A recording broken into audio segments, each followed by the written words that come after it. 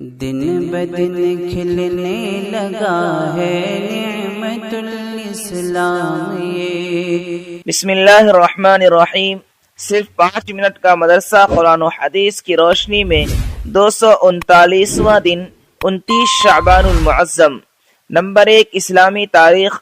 حضرت صفیہ بنت عبد المطلب رضی اللہ عنہا، حضرت صفیہ ابو طالب کی صاحبزادی، حضور صلی اللہ علیہ وسلم کی پھوپھی، حضرت حمزہ رضی اللہ عنہ کی بہن اور حضرت زبیر رضی اللہ عنہ کی والدہ ہیں۔ اسلام لانے کے بعد انہوں نے اپنے بیٹے حضرت زبیر کے ساتھ ہجرت فرمائی۔ حضرت حمزہ رضی اللہ عنہ کی طرح وہ بھی بڑی بہادر تھی۔ وہ غزوہ احد میں مدینہ کی چند عورتوں کو ساتھ لے کر میدان میں پہنچی اور مسلمانوں کو پانی پلانے اور زخمیوں کی مرہم پٹی کرنے میں لگ گئی۔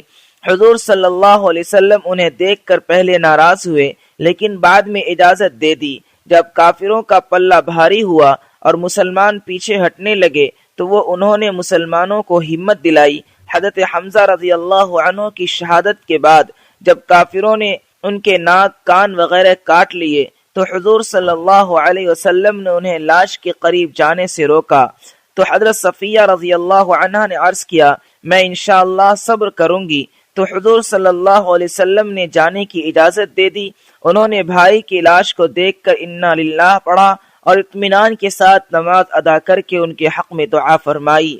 غزوہ خندق کے موقع پر حضور صلی اللہ علیہ وسلم نے ساری عورتوں کو قلعہ فارا میں محفوظ کر دیا تاکہ دشمنوں کے شر سے محفوظ رہیں، اور ایک بوڑھے صحابی کو ان کا امیر بنا دیا۔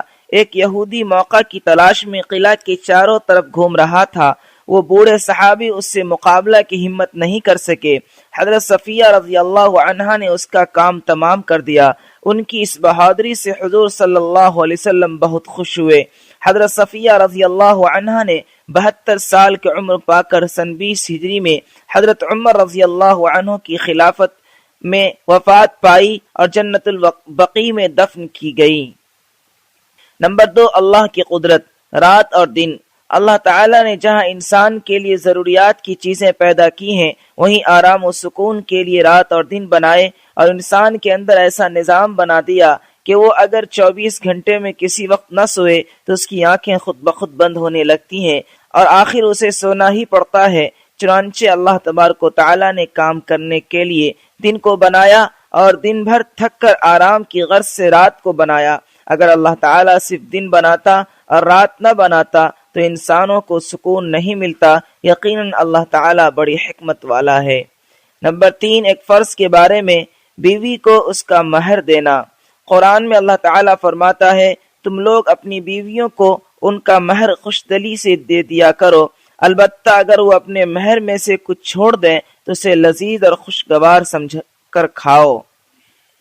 نمبر 4 ایک سنت کے بارے میں خادموں کے ساتھ اچھا برتاؤ کرنا۔ حضرت انس بن مالک رضی اللہ عنہ بیان کرتے ہیں کہ میں نے رسول اللہ صلی اللہ علیہ وسلم کی 10 سال خدمت کی، لیکن آپ صلی اللہ علیہ وسلم نے مجھے کبھی اف تک نہیں کہا، اور نہ ہی کسی چیز کے بارے میں یہ فرمایا کہ تم نے ایسا کیوں کیا، اور نہ ہی ایسا کہا کہ ایسا کیوں نہیں کیا۔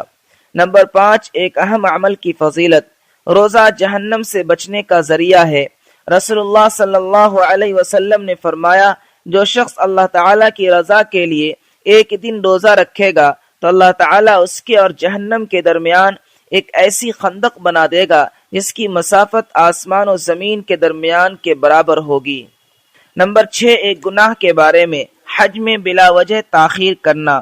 رسول اللہ صلی اللہ علیہ وسلم نے فرمایا، جس شخص کو کسی مجبوری یا ظالم بادشاہ یا کسی مرد نے حج سے نہیں روکا پھر بھی اس نے حج نہیں کیا تو اسے یہودی یا نصرانی ہو کر مر جانا چاہیے۔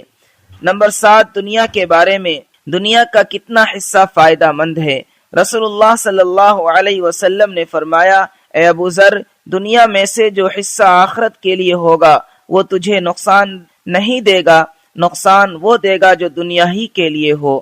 نمبر 8 آخرت کے بارے میں اچھے اور برے کاموں کا انجام۔ قرآن میں اللہ تعالیٰ فرماتا ہے، ہم نے کافروں کے لیے زنجیریں، طوق اور دہکتی ہوئی آگ تیار کر رکھی ہے، اور نیک لوگ پیالوں میں ایسی شراب پیئیں گے جن میں کافور کی ملاوٹ ہوگی۔ وہ ایک چشمہ ہے جس سے اللہ کے خاص بندے پیئیں گے اور وہ اس چشمہ کو جہاں چاہیں گے بہا کر لے جائیں گے۔ نمبر 9، طب نبوی سے علاج، رات کے کھانے کا فائدہ۔ رسول اللہ صلی اللہ علیہ وسلم نے فرمایا، رات کا کھانا مت چھوڑو، چاہے ایک مٹھی کھجور ہی کیوں نہ ہو، اس لیے کہ رات کا کھانا چھوڑنا بڑھاپا لاتا ہے۔ نمبر 10، قرآن کی نصیحت۔ قرآن میں اللہ تعالیٰ فرماتا ہے، اے لوگو، اللہ کے تم پر جو احسانات ہیں ان کو یاد کرو۔ کیا اللہ تعالیٰ کے سوا کوئی اور بھی خالق ہے جو تم کو زمین و آسمان سے روزی پہنچاتا ہو؟ اس کے سوا کوئی معبود نہیں، پھر تم کہاں پھرے جا رہے ہو؟